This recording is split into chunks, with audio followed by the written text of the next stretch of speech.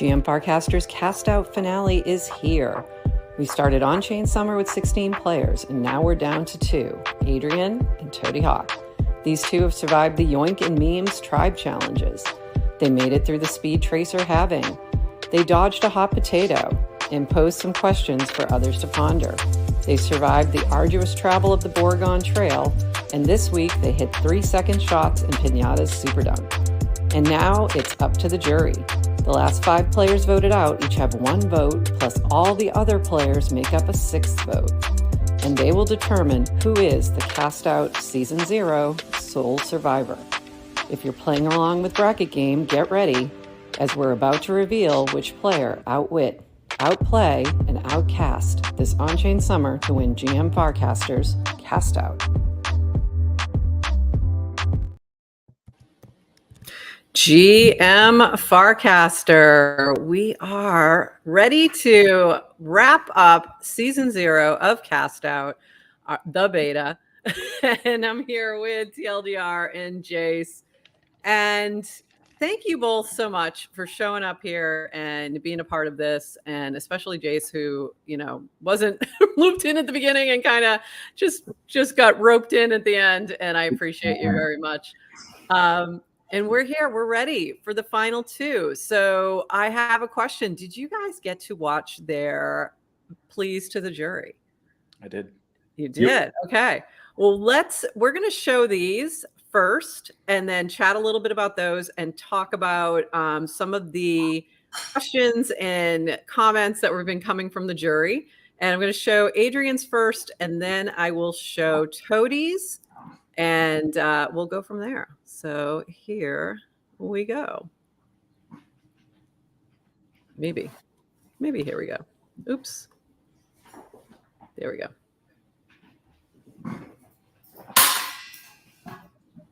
This video for the ladies and gentlemen of the CastOut will be voting their final votes today or tomorrow for CastOut. So just a few things. I'll try to keep it short because I know you're all very busy and have important things to be doing. I just want to thank you. After me. I want to address the backstabbing allegations directly. And I just want to say, I guess, about that is, one, CastOut is a single winner game. I understand there's people who may feel upset with me, and I'm sorry, but I think Toady did maybe play the social engineering game better than me. I don't really know what to do about that except say sorry, and just to let you know that if Toady had the opportunity to stab you in the back, he would have as well. And I can, I think I have the private DCs with proof for that. But it is what it is. So maybe that'll be my undoing if it is. I guess I deserve it, like I said from the beginning. And then other than that, you know how I played. I believe it or not, did try to play as honestly as I could. Single winner game. I asked for the help I could get. So I had lots of people in my DMs, Survivor fans, shout out Lynx and Jace and other hodlers, giving me advice about the different alliances and layers. But mostly I just try to have fun with the challenges. I was setting my alarm in the middle of the night to play things like Yoink, having fun with memes, reaching out to Pugson, and what else? Oh, confessional videos, leaned into those. So yeah, my final plea, I think you know who I am. I'd like to win because I think Toadie's a little shady, and he and I had a I got stuck on telling you why I want to win because I don't really know why. It's a fun game with friends. Oddly, I'm weirdly competitive. So don't vote for me because I want to win. Just vote because I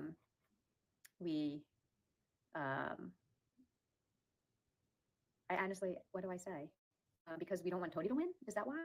Because you like the way I gamed because you like the way I brought people in, because you like the way, I don't know. You decide. I did find out Toady had offered the prize money to the Yellow Collective. Genius move, Toady, by the way. I didn't even think about that. So I'll also open up to the jury to decide what I do with my prize money should I win. Do I donate it to Purple? Do I burn it to increase the price of DGen? Shout out Jamie for that suggestion. And or do I don't know, do I donate it to Summer of TED to promote more IRL activity? You tell me. So Godspeed, the jury, you beautiful people. Have fun. Love ya.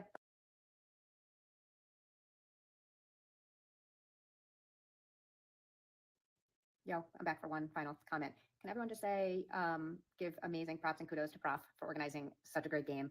Whatever happens, it's it's a game. It's fun. It was really fun, and she did an incredible job. So good job. Bye.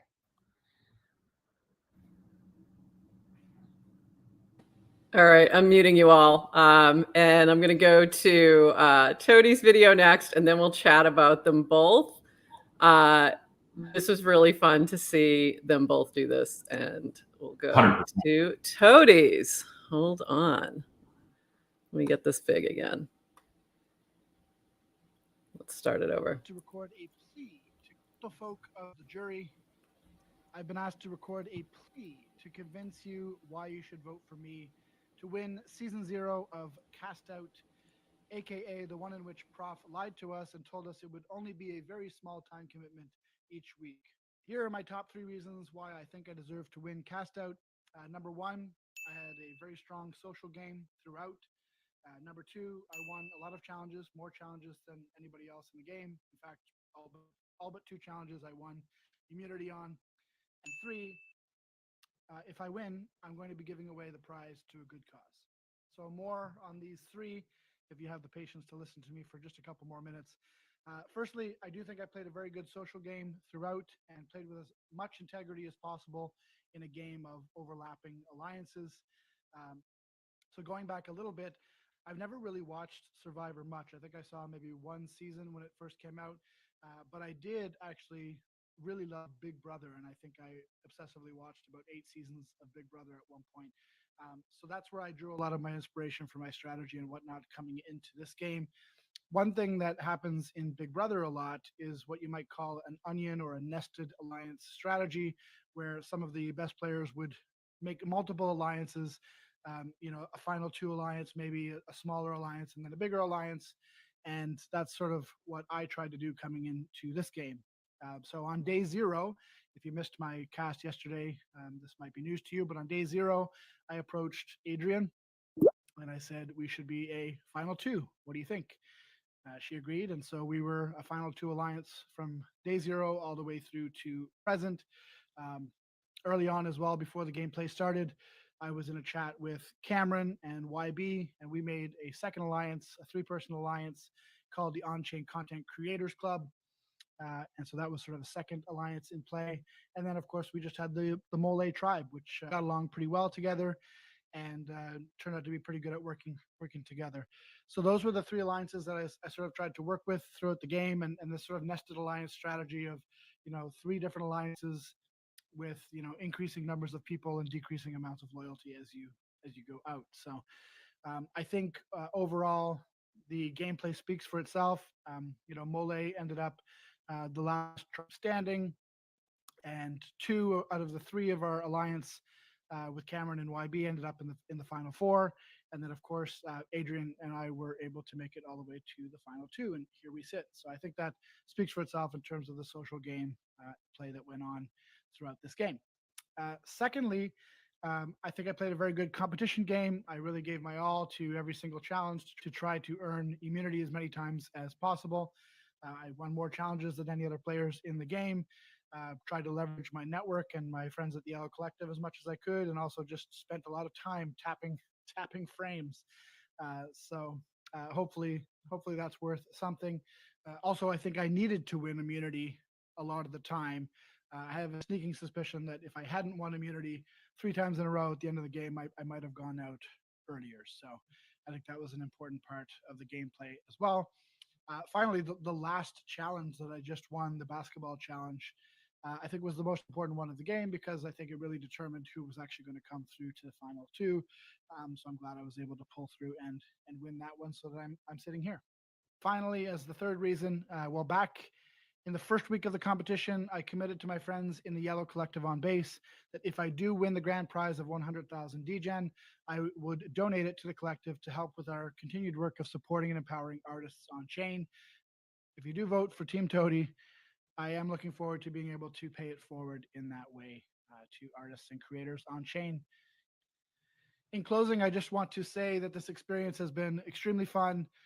It was a great pleasure to play alongside and against all of you, and getting to know all of you just a little bit better. I wrote down some things, some kind things about each of the final 5 that I wanted to share as well. You can call it sucking up to the jury, but I prefer to consider it public appreciation for all the effort that you guys put into this game for free. You know, you all have busy lives and busy things that you're up to, and I'm sure Prof really appreciates all the time and energy that you guys brought to this thing. So starting with Ted. All right. That would take a little too long to get into, but you can go back to the thread with all the with these videos in it, and you can see the second part of the video where he thanks everybody on the jury and sucks up to them. No, it was really nice. He had a lot of nice things to say, but it got a little long. And yeah, Tony, I didn't intentionally lie about the time commitment. There was 2 things here. One, I didn't fully know exactly how much I was asking. And then until we actually started doing it. And 2, y'all played a lot harder at this game than I anticipated. Like, you didn't have to play the full 24 hours. You know, I did suggest breaks and such and, you know, truces, but you chose not to take them. So there you go.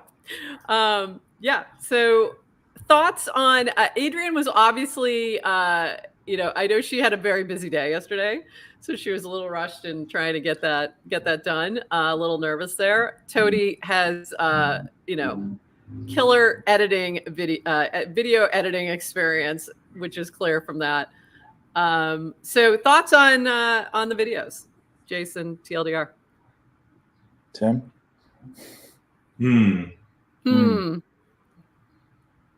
Yeah, I mean, they're both just great. It's just I don't envy the jury.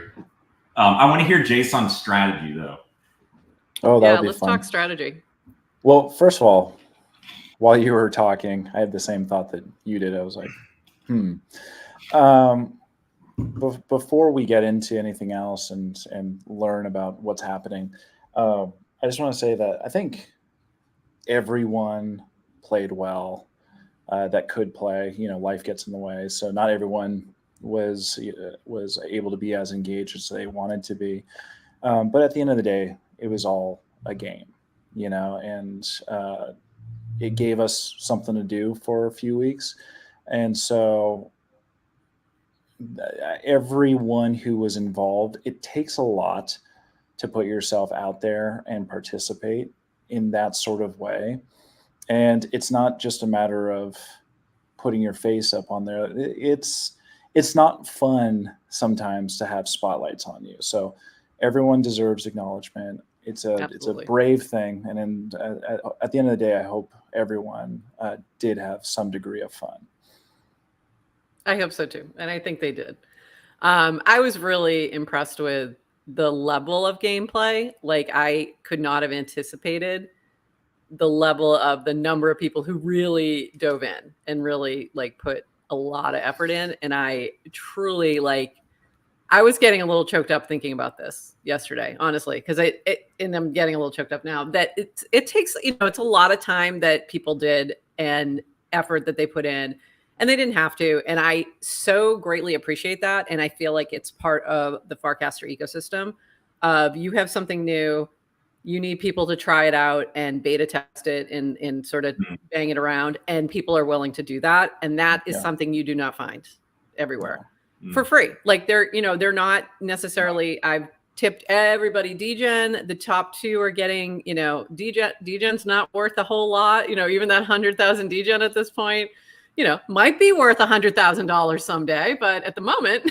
not so much. So it's like, you know, I greatly appreciate so much of the effort that's gone in, and also from both of you as well. Like, same thing. Thank you. We have the easy job. Taking the time. We have the easy job here. But it's still time that you're taking out of your day that you could be doing other things. And I just I am so overwhelmingly appreciative of everybody. So I appreciate those comments that, you know, acknowledging that. Tim, it wasn't fair for me to lump you into it. I should have said I have the easy job. I literally have the easiest job in this entire equation. But the point that I wanted to add to that is, competition is one thing. If we were sitting down and playing checkers right now, that's whatever. But anytime you put a big stinky spotlight onto competition. I don't care what it is. If it's a 3-legged race, it's gonna be nerve-wracking. Yeah. And then people get upset. It's easy to get stressed out. Everyone has lives, so it takes a lot from them. Yeah. I mean, I would also comment, just like looking at it holistically, that it was the most Farcaster thing about this is like, this is definitely the Christian rap version of Survivor. Yeah. Right? Like, this was more wholesome. Yeah. You know, like people were I mean, even the backstabbing, it was like, you know, people understood what was happening, and the alliances were all in fair game. And it's just like, I think people voted in a lot of cases based on who they thought was playing the game well, right? Like, and it just like, I just kind of, to be able to compete and have fun, it's at the same time and not take it personal. I feel like it's one really good definition of like a friendship is like, your friends are people that you can compete with and joke with, but also like not take it personally and still enjoy each other. And it was just like, I just feel like at the end of the day, shake hands and continue on and exactly. go on to compete another but day. Also, respecting respecting the game. But respecting the reality that even to this point, there are dynamics that are manufactured that we will only continue to learn more about. Yes. I mean, you know, for all we know, the whole Girls Alliance turmoil could be completely manufactured and pulled everything together just to get us to this place that we are now. Yeah, there's a lot of they just said in the chat, played up the drama a little bit. Little making it a little bigger than it actually is in the reality, for sure, which I think it's always important to look at who's talking, who's chirping, but also who's not talking. And those are the kinds of things that have to go into that calculus at the end of the day. Yeah, I agree. I agree with that. And I think that, I do want to check in with Bracket Game and see where we're at there, because this has been, I think, one of the most fun and unique way. Oh, look at this. Even on the owner number. I think that's funny. Unique addition to something like this, right? Where you can have an infinite number of people participating, really. So that when I'm thinking this out further, like to the next season and other gameplay that I have cooking, I think that aspect is going to be a huge part of it. So I think that makes it just a lot more fun for those who are sort of watching along and not playing. We have some skin in the game, and I think that's been a unique aspect of this. So, what do you think? Yeah, Jace. Tim, what were you gonna say? No, I want to hear your thought first. Well, what I was gonna say is that wisdom of the crowd tends to be pretty close to right in most cases. I had a product request for you, Tim. What would be an interesting idea to play with, rather than having the value of a share infinitely, not infinitely, but have, sort of a sliding scale in terms of what max value is, would be nice to have a set 0 to 100, 0 degen to all the way to 100, and let everything over that accumulate into the prize pool. Because what's nice about that is, in this case, this doesn't math out exactly right, but let's say that was the case with this.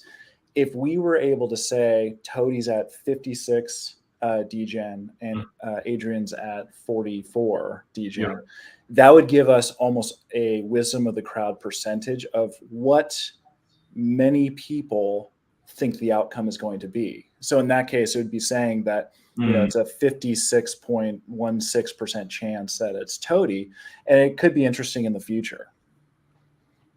Other betting markets use that structure, and I was just wondering if that's something you thought about. Yeah, I think it moves it a little bit more toward like being a pure prediction market.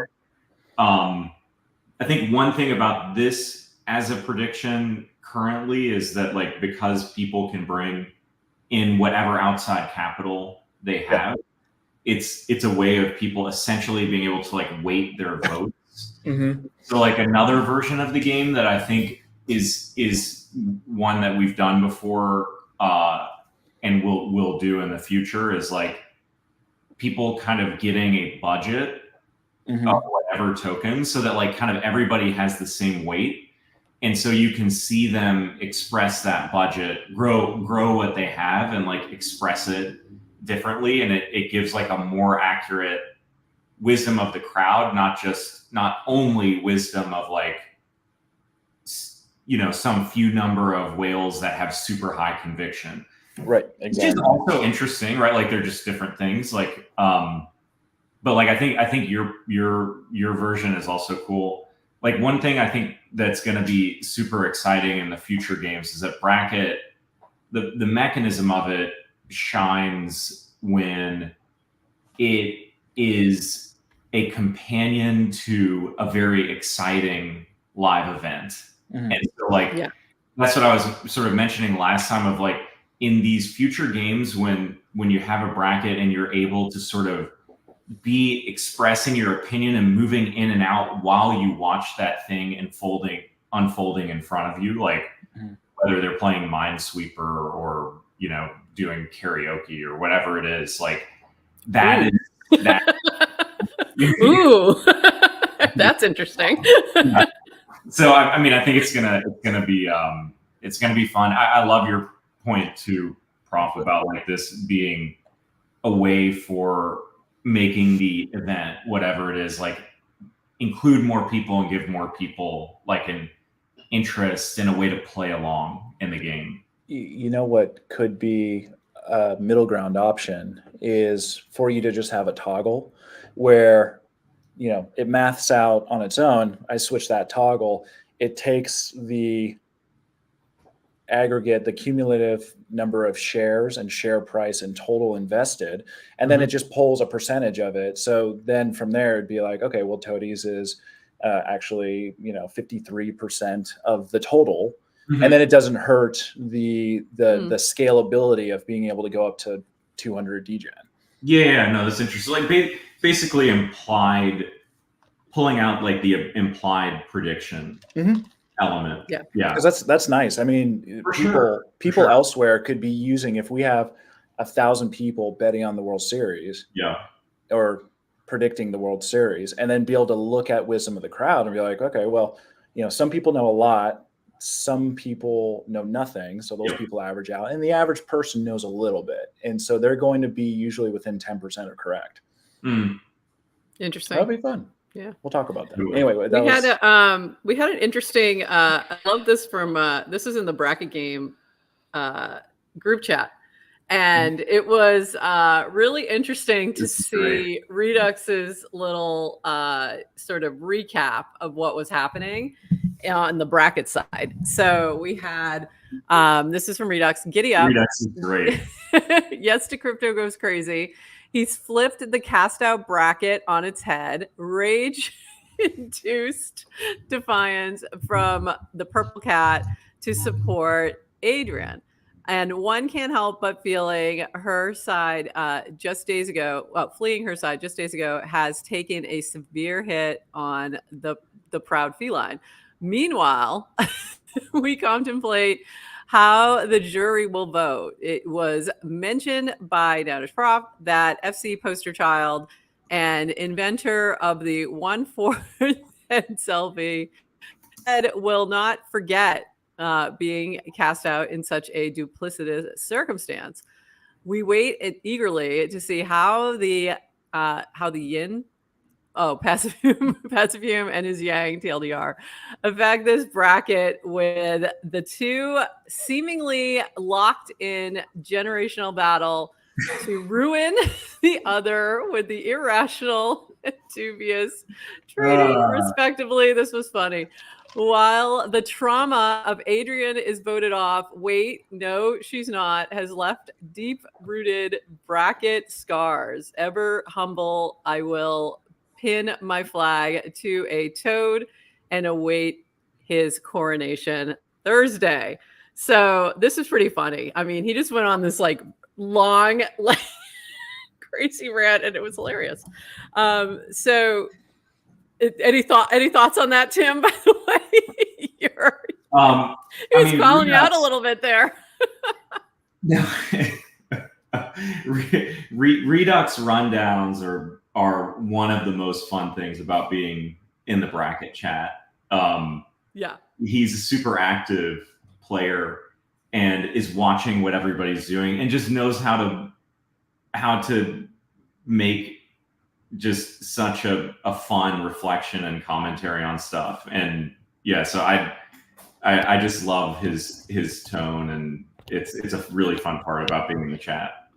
I think about that. So this kind of goes to my point about bracket, where I don't think he would have been paying attention, watching, cared at all about what was going on with CastOut if he wasn't invested in the bracket, right? So I think that changes it motivates some people to, pay attention, so I've been able to grab their attention by making bracket available to them. I think that is so interesting and such a benefit for the bracket team to be able to, tie that into other opportunities for competitions and things. So I think it's very cool. All right. I think we should get to it. What do you think? You guys ready? All right. Yes. Let's go. Let's see who won this thing. We have the votes all ready to go here. I am going to share this. Here we go. Our first vote is Toady. Our second vote is Adrian. So 1 and 1. Then we have another Toady. So we're 2-1 Toady. Another Toady. And those of you who know Survivor know what's happening right now. Another Toady. Wow. Another Toady Hawk. Domination. And our winner is of CastOut. So Survivor is Toady Hawk. Congratulations, Toady. You are the winner of CastOut Season 0. Our first one. Congratulations. And congratulations, Adrian, who will be our runner-up and also will be getting a 10,000 DGen prize. And her holders will be sharing in some of that prize pool as well. So if you're holding Toady or Adrian, your bracket winnings are coming shortly. And I want to thank the bracket team for working with us on that. I think it's been awesome. I think it's been such a unique part of this experience, and I really appreciate it. So, Adrian, Bettina, and Colby. The Survivor, for those who are our Survivor super fans, like we've been trying to compare who are Toady and Adrian to Survivor lens. And Toady is a Boston Rob in my mind, like no question. But Lynx had the thought that they might be Colby and Tina from season 2, which I think was a good analogy. And Adrian's like, I have no idea who these people are. Neither do I. So those of you who want to catch up on Survivor before next time, go look at the old episodes. No surprise here that Toady won. But I will tell you that I saw a little bit of the jury deliberations.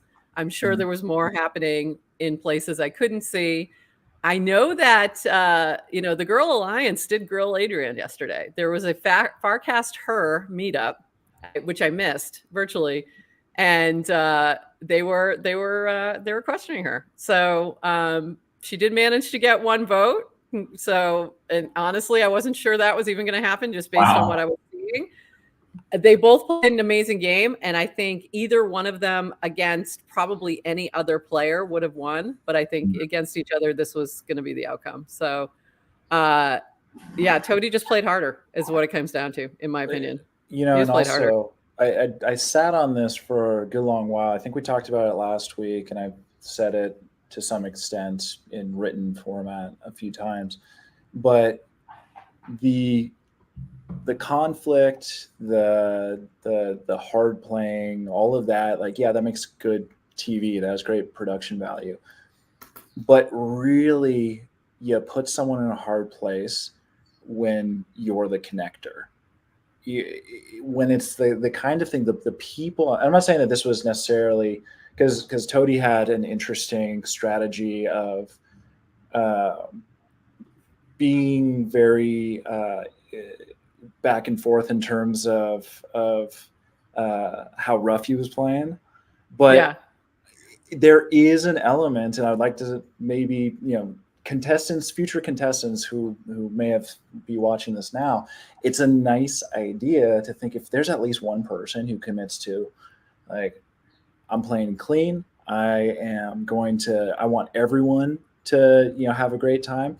That doesn't necessarily guarantee you're going to win. Yeah. But that throws a wrench into everything if somebody screws them over.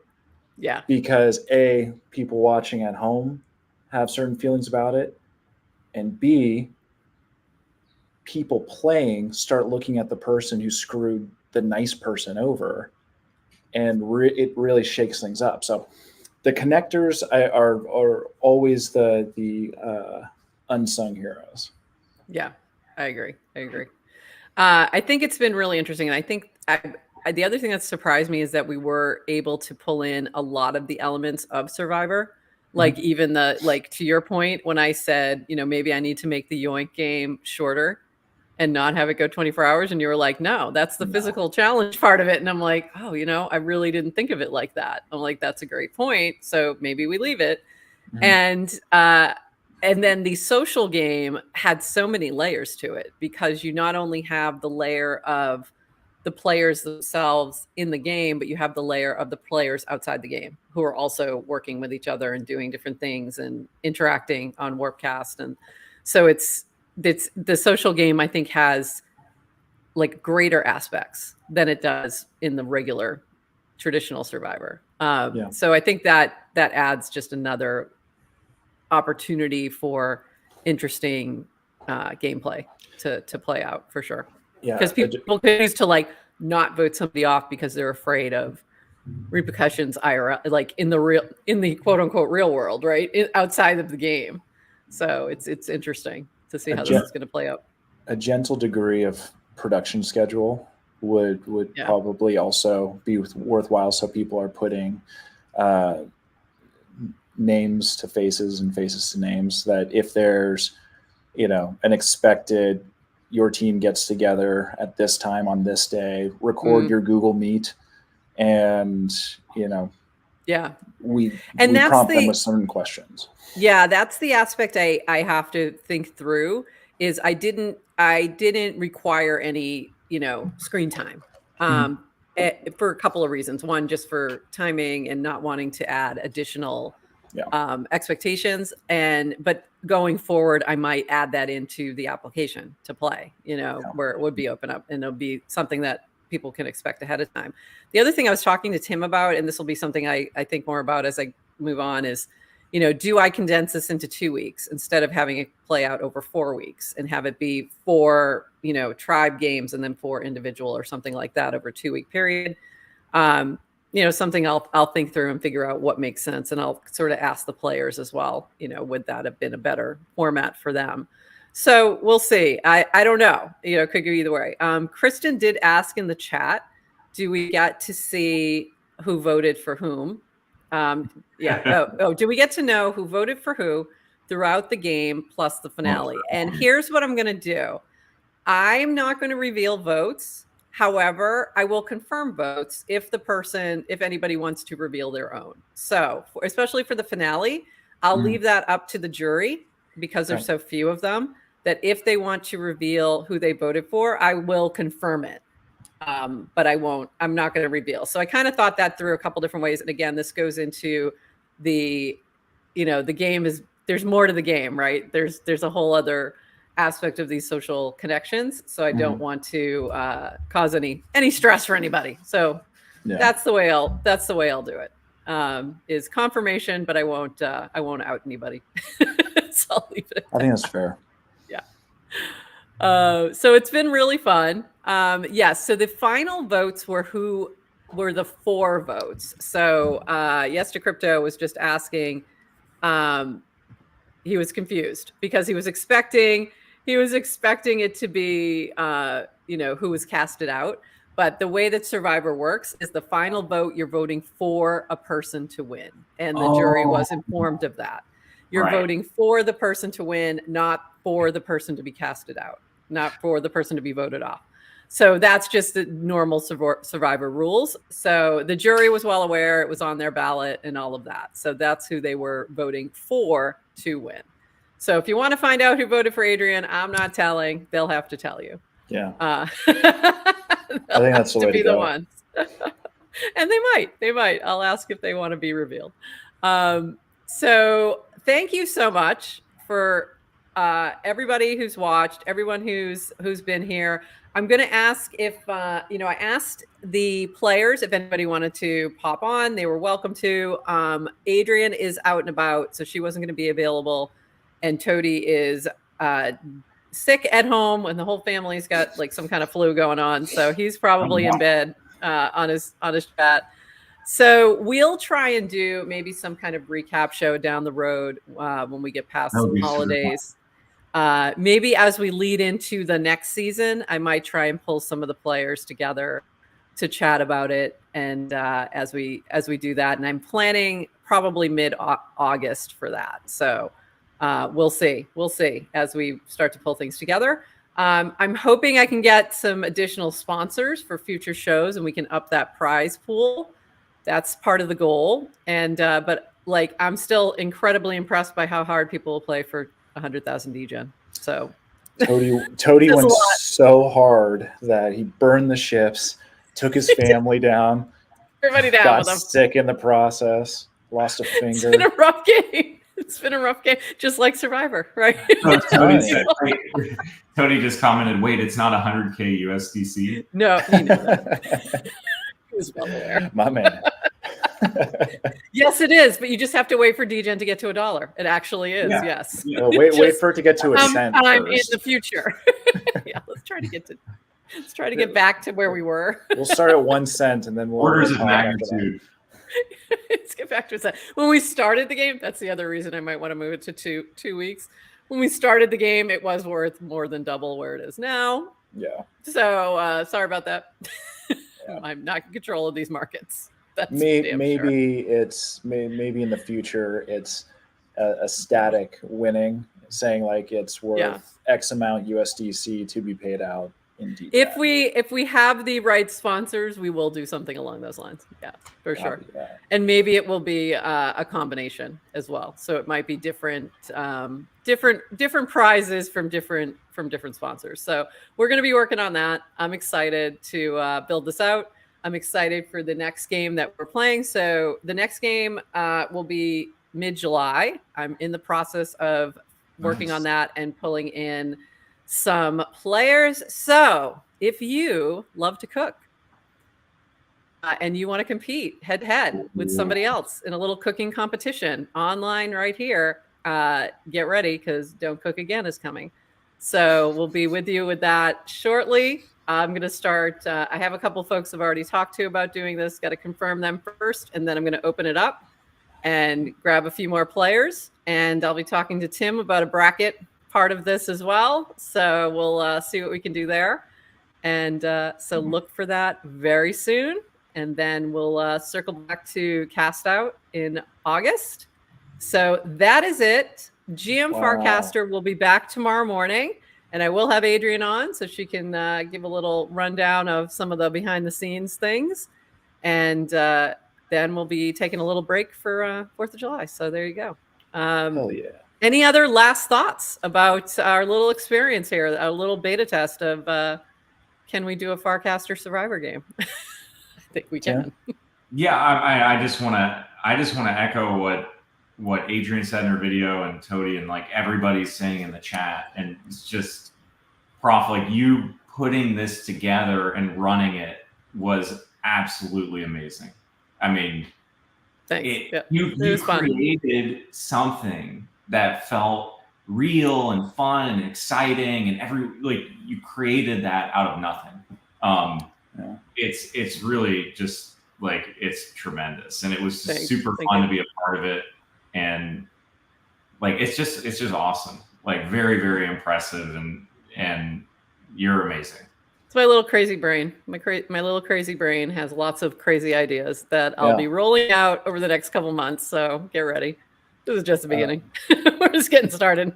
Let's go. And I think that, and I don't know if you've thought about this already. I don't think that the CastOut channel should be limited to this one game. It might as well just be the channel for all games. It's, you know, it's a legacy name. It already has an audience that is interested in this, and it's just like if you were watching game shows on Channel 5, it doesn't matter that The Price is Right and Jeopardy are on there. You just go to Channel 5 for those games, right? I'll have more reflections as I marinate on this a little bit. I'll do that on Farcaster. But parting thought came to mind while Tim was talking is, I don't think I've ever heard a serious limerick. Like, limericks are probably the most ridiculous art form, and I can't imagine there being one that's like actually heartfelt and serious. So that's what I'll leave you with. Okay. Well, thank you, Jace, and I'm excited to see what we can do with this, and it'll be a lot of fun as we develop things over time. We're just getting started, and I actually have Game Night as a channel that I haven't launched yet. I have Don't Cook Again as its own channel, so I'll probably do. I think what you're going to see is I will still have these individual channels for the individual games, just for pinning purposes and just to kind of keep it neat. But we will have a Game Night channel that'll start soon, that will encompass all of these things. So yeah, we'll be moving in those directions and play around with it a little bit. So thanks, everyone. My crazy brain is working on a whole bunch of other things, and very soon you'll see more. So thanks, everybody. And I'm also doing a write-up of everything, and I will be listing out all the different Farcaster projects and businesses and companies and people that were included into this in some way, or that were touched by this project, by this game. And there's a lot that a lot of people probably don't even think about behind the scenes. Even something like Nanar, all those kinds of things are kind of playing in. Nanar, so everything, right? Yeah, I have that write up almost ready to go. I was just waiting for the final results, and that is going to go up, and it's also going to be part of the writing hackathon. So coming soon. Cool. And let them cook. There we go. And thanks, everyone. Thank you, TLDR. Thank you, Jace. Thanks, Adrian and Toady, and all of the players. Every single one of you means a lot, everything you've done. And have a wonderful day, everybody. And bye-bye. Thank you, Prof. Thank you.